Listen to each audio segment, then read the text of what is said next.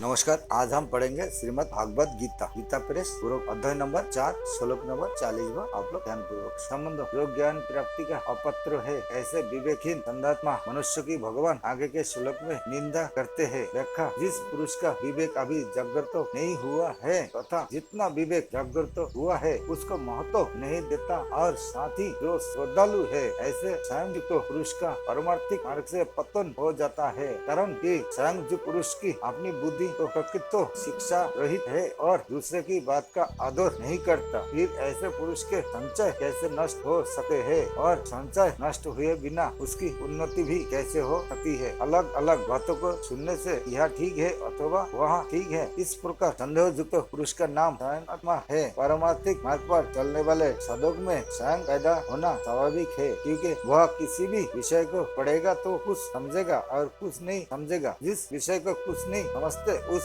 विषय में संचय पैदा नहीं होता, और जिस विषय को पूरा समझते हैं उस विषय में संचय नहीं रहता, और संचय सदा अधूरे ज्ञान में ही पैदा होते हैं। इसी को अज्ञान कहते हैं। इसलिए संचय का उत्पन्न होना हानिकारक नहीं है, प्रस्तुत संचय को बनाए रखना और उसे दूर करने की चेष्टा न करना ही हानिकारक है। संचय को दूर करने की चेष्टा न करने पर वह संचय ही सिद्धांत बन जाता है। कारण कि संचय दूर न होने पर मनुष्य सोचता है कि पारमार्थिक मार्ग में सब कुछ ढकोसला है, और ऐसा सोचकर उसे छोड़ देता है तथा नास्तिक बन जाता है। परिणाम स्वरूप उसका पतन हो जाता है। इसलिए अपने भीतर संचय का रहना साधक को बुरा लगना चाहिए। संचय बुरा लगने पर जिज्ञासा जागृत होती है, जिसकी पूर्ति होने पर संचय विनाशक ज्ञान की प्राप्ति होती है। साधक का लक्षण है खोज करना। यदि वह मन और इंद्रियों से देखी बात को ही सत्य मान लेता है तो वही रुक जाता है, आगे नहीं बढ़ पाता। साधक को निरंतर आगे ही बढ़ते रहना चाहिए। जैसे रास्ते पर चलते समय मनुष्य यह ना देखे कि कितने मील आगे आ गए हैं, प्रस्तुत यह देखे कि कितने मील अभी बाकी पड़े हैं, तब वह ठीक अपने लक्ष्य तक पहुंच जाएगा। ऐसे ही साधक यह ना देखे कि कितना ज्ञान लिया, अर्थात अपने जाने हुए पर संतोष ना करे, प्रस्तुत जिस विषय को अच्छी तरह नहीं जानता उसे जानने की चेष्टा करता रहे। इसलिए संचय के रहते हुए कभी संतोष नहीं होना चाहिए, प्रस्तुत जिज्ञासा अग्नि की तरह रहनी चाहिए। ऐसा होने पर साधक का संचय संत महात्माओं से अथवा ग्रंथों से किसी न किसी प्रकार से दूर हो ही जाता है। संचय दूर करने वाला कोई न मिले तो भगवत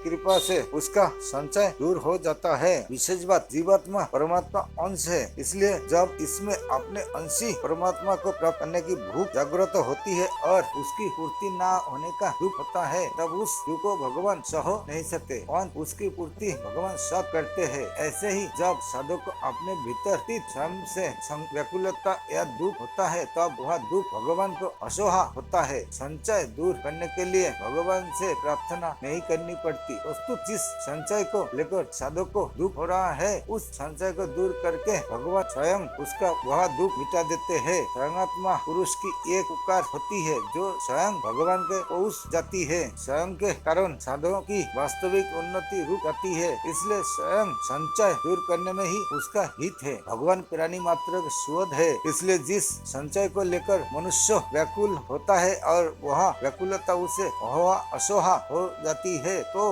भगवान उस संचय को कितने भी रीति उपाय से दूर कर देते हैं। गलती यही होती है कि मनुष्य जितना जान लेता है उसी को पूरा समझकर अभिमान कर लेता है कि मैं ठीक जानता हूँ। यह अभिमान महान पतन करने वाला हो जाता है। इस श्लोक में ऐसे संचयात्मा मनुष्य का वर्णन है जो अज्ञ और अश्रद्धालु है। तात्पर्य यह है कि भीतर संचय रहने पर भी उस मनुष्य की न तो अपनी विवेकवती बुद्धि है और न वह दूसरे की बात ही मानता है, इसलिए उस स्वयंआत्मा मनुष्य का पतन हो जाता है। उसके लिए न यह लोग है न परलोक है और न सुख ही है। स्वयंआत्मा मनुष्य का इस लोक में व्यवहार बिगड़ जाता है, कारण कि वह प्रत्येक विषय में संचय करता है। जैसे यह आदमी ठीक है या बेठीक है, यह भोजन ठीक है या बेठीक है, इसमें मेरी हित है या अहित है आदि। उस स्वयंआत्मा मनुष्य को परलोक में भी कल्याण की प्राप्ति नहीं होती, क्योंकि कल्याण में निश्चयता का बुद्धि की आवश्यकता होती है, और स्वयंआत्मा मनुष्य दुविधा में रहने के कारण कोई एक निश्चय नहीं कर सकता। जैसे जॉब करूँ या अध्ययन करूँ, संसार का काम करूँ या परमात्मा की प्राप्ति करूँ आदि। भीतर संचय भरे रहने के कारण उसके मन में भी सुख शांति नहीं रहती, इसलिए विवेकवती बुद्धि और श्रद्धा के द्वारा संशय को अवश्य ही मिटा देना चाहिए। दो अलग अलग बातों को पढ़ने सुनने से संशय पैदा होता है। वह संशय या तो विवेक विचार के द्वारा दूर हो सकता है या शास्त्रों तथा संत महापुरुषों की बातों को श्रद्धा पूर्वक मानने से। इसलिए संशय युक्त पुरुष में यदि अज्ञता है तो वह विवेक विचार को बढ़ाए और यदि अश्रद्धा है तो श्रद्धा को बढ़ाए, क्योंकि इन दोनों में से किसी एक को विशेषता से अपनाए बिना संशय दूर नहीं होता। परिशिष्ट भाव ज्ञान हो तो संशय मिट जाता है और श्रद्धा हो तो भी संशय मिट जाता है, परंतु ज्ञान और श्रद्धा ये दोनों ही ना हो तो संशय नहीं सकता। इसलिए इस क्षयमात्मा मनुष्य में ना तो ज्ञान विवेक है और ना श्रद्धा ही है, अर्थात जो ना तो खुद जानता है और ना दूसरे की बात मानता है उसका पतन हो जाता है।